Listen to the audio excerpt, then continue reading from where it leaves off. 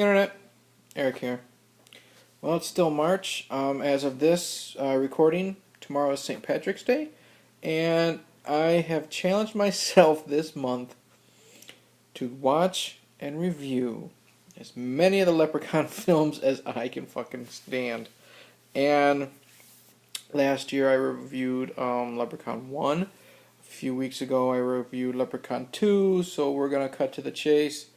Tonight I'm talking Leprechaun 3. Now, I said in my Leprechaun 2 review, I probably haven't seen any of the sequels in over 10 years. So everything's fresh. This came out in 95. This was the first of the Leprechaun series to actually become straight to video, which the rest of the series were. Came out in 95. Once again, Warwick Davis is back as the Leprechaun. Directed by Brian Trenchard Smith. And the only other name that is given credit on the back is John Gatins. He plays the lead character of Scott. I checked his Wikipedia page, and it was pretty interesting that he is one of the co-writers of Kong Skull Island. Go fucking figure. If you're new to my channel, welcome. I tend to give plot spoilers when I discuss films, so you've been warned. If you're really worried about me spoiling Leprechaun 3 for you, stop this, go watch the film, and come back. Alright. Once again, this film has no continuity with the rest of the other films. Warwick Davis plays a different Leprechaun. But we are in Las Vegas. And we start out in a pawn shop. And this old man who's got an eye patch, and he's on crutches, or he's limping, and he's got a fucking hook hand, wants to pawn what he's got in this big sack. And the pawn shop owner pulls it out, and it's this big stone statue of the Leprechaun wearing an amulet. And after giving the dude like $10 and shooing him away, pawn shop owner takes off the amulet.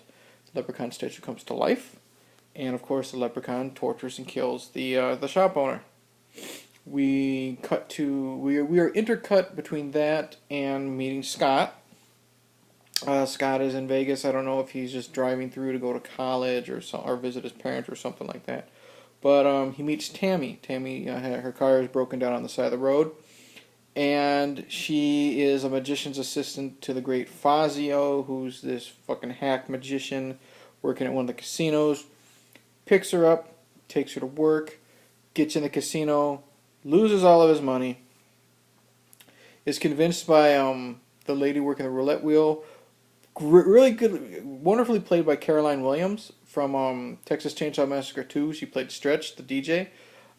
She convinces him to go across the street to the pawn shop, pawn the Rolex, his Rolex watch. He does, eventually gets a hold of one of the Leprechaun's gold coins, comes back, wishes he was on a winning streak. He finds out that the gold coin can grant one wish to whoever owns it. Wishes he's on this winning streak, gets this, winning streak going. Eventually, the rest of the film is the gold coin goes from person to person, granting them one wish, while the Leprechaun tries to kill anyone that gets their hands on it. There's a really cool side story I'll talk about, where eventually Scott is attacked by the Leprechaun.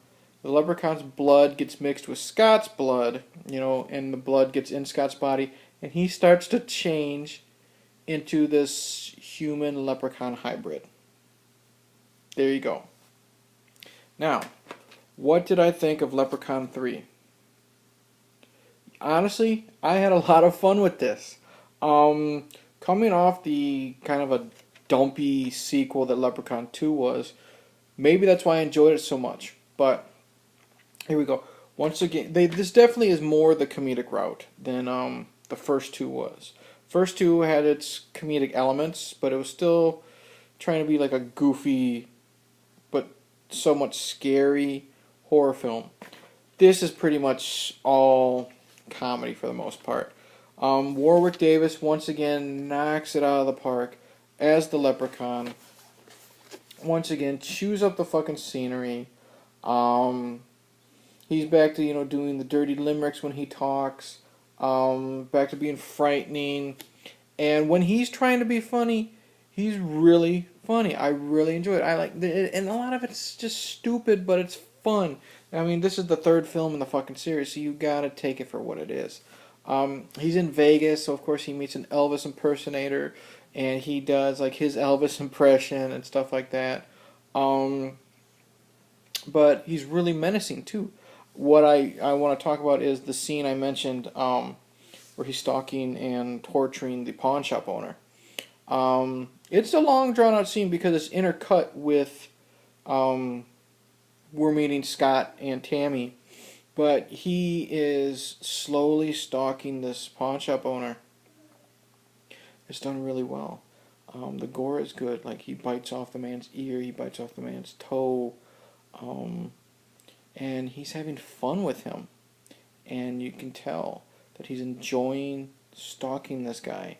Um, and the pawn shop owner is really good at being terrified of the leprechaun. It's a really good scene, and the pacing is done real well. I mean, it's like I said, it's intercut with the Scott and Tammy stuff, but it flows great. Um, Scott's very likable. What's his name? John Gatins, very likable.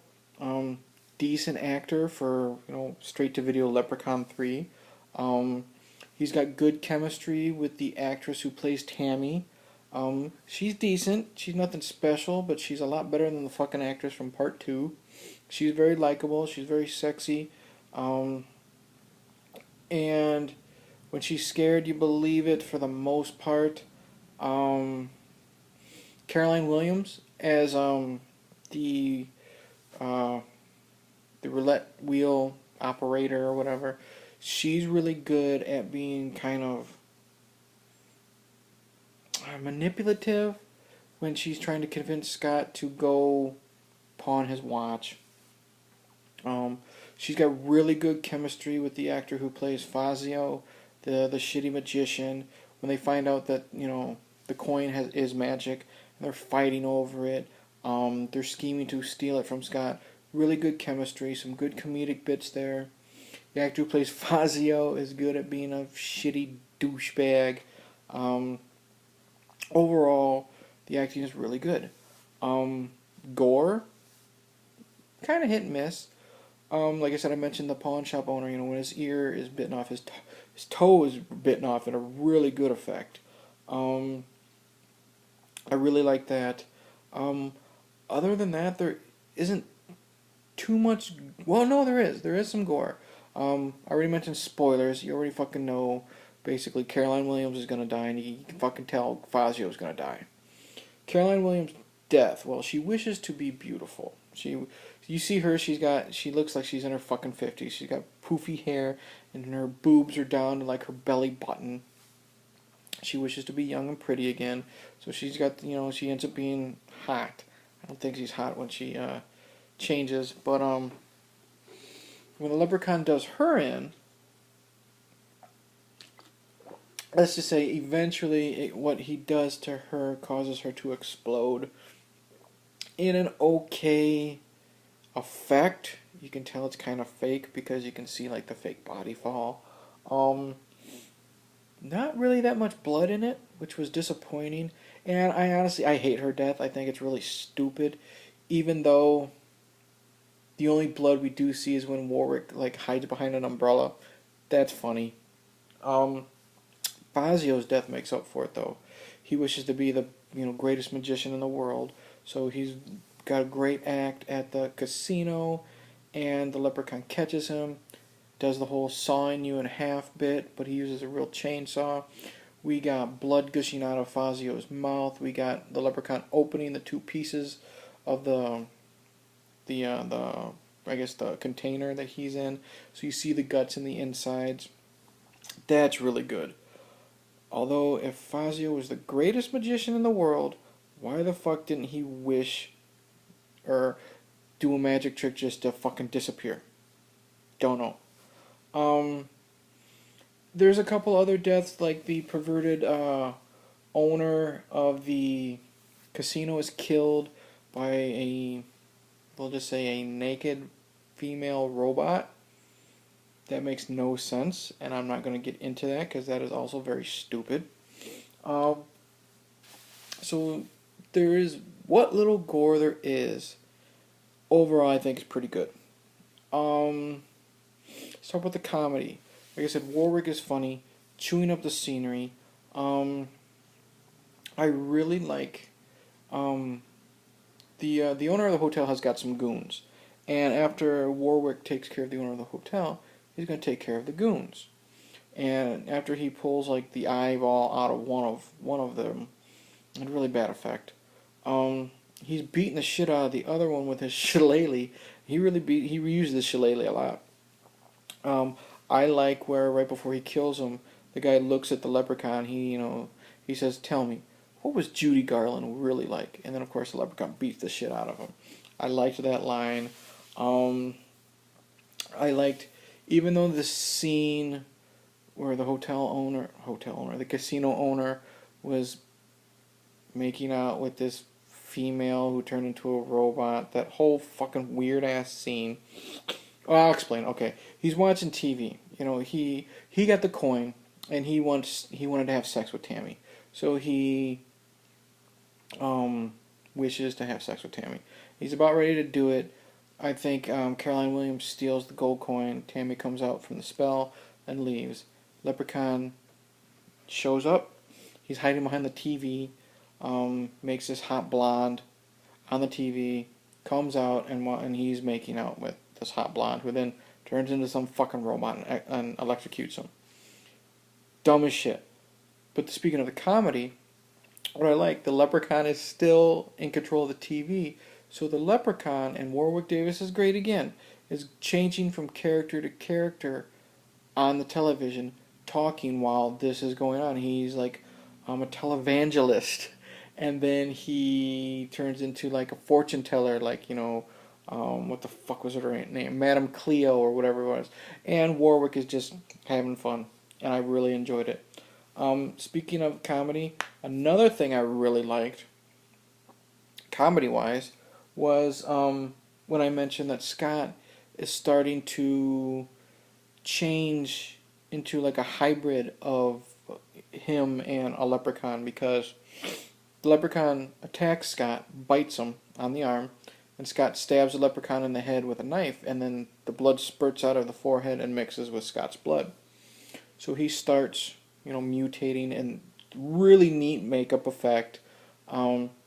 But then, like every Irish stereotype, he starts getting addicted to like potatoes, and he starts, speaking with a really bad fake Irish accent. Starts using like, terms like lass and stuff like that. He starts speaking in like the dirty limericks that Warwick was speaking, and the actor who's playing Scott is really good at it. He's really good with his comedic timing, and I really had fun with this subplot. I really liked it a lot. In this film, like in all the films, it's always a different way to kill the leprechaun. The way to defeat the leprechaun here is incredibly, incredibly lame. I really hated it. I thought it was dumb. A dumb effect when they had to do what they had to do to kill him. Then when the leprechaun is affected by what they had to do, he's set on fire.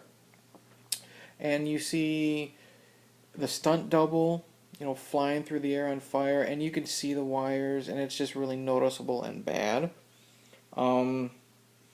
I can overlook that, but the way to kill the leprechaun in this film is just fucking stupid. Other downsides is some of the editing is really bad, like when Scott looks down at his hands, and then suddenly you see the morph into leprechaun hands and then morph back. Obviously it's quick cuts, but the problem is the hands don't sync up to where they're supposed to be, matching, so that's really dumb. But overall, I'm not gonna fucking lie, man. I had a lot of fun with Leprechaun 3. It is Warwick Davis's favorite of all the films because he says it had the most comedy. And it's true. At least from the first three that I remember, I don't remember the other sequels yet. This was a lot of fun. I had fun with Warwick Davis chewing up the scenery. There's just something about seeing Warwick in full fucking Leprechaun garb walk from one casino all the way across the fucking busy, Sunset, is it called the Sunset Strip? All the way across the strip to go to the pawn shop to look for his gold. And there's just something weird about that shot, and I really love it. Overall, if you're a fan of the first one, and if you were able to stomach the second one, give the third one a shot. I really thought it was a fun addition to the series. Or you can skip part 2 and just go with part 3, because none of them have any continuity. But I do really recommend. I had a lot of fun. As stupid as these films are, I had a lot of fun with Leprechaun 3. Warwick Davis, likable characters this time, even the douchebags. Like I said, Caroline Williams and Great Fazio. You liked seeing them get their comeuppance. They were good at what they were supposed to do. Gore was hit and miss. When it was bad, but when it was good, it was really good. Scores the same, flutes and shit like that. But yeah, overall, and it was a good pace. It didn't feel like it dragged at all, like the second one did. Yeah, overall, I do recommend, go fucking figure, Leprechaun 3. Give it a shot. I'm not going to say you won't be disappointed, but I say if you're a fan of at least the first one, give the third one a shot. So, that's it. Thank you for watching. If you like what you've seen, check out my other Leprechaun reviews. Check out my playlists of just movie reviews in general. I have plenty of playlists. I have cartoon commentaries and drunken rants and unboxing videos and just random shit. So, something for everybody. And if you like what you see, please like, subscribe, tell your friends, tell your enemies, tell the little midget guy down the street dressed like a leprechaun that you'll probably see tomorrow when you're getting drunk at a St. Patty's Day bar or a St. Patty's Day celebration. So yeah, I will say cheers, and I always try to fucking end these videos with a quote from the movie. I can't fucking think of anything. Anyways, cheers. Happy St. Patrick. I can't even fucking say it. I'm drinking water. Happy St. Patrick's Day. Be safe. Go get drunk and eat a lot of potatoes. Cheers.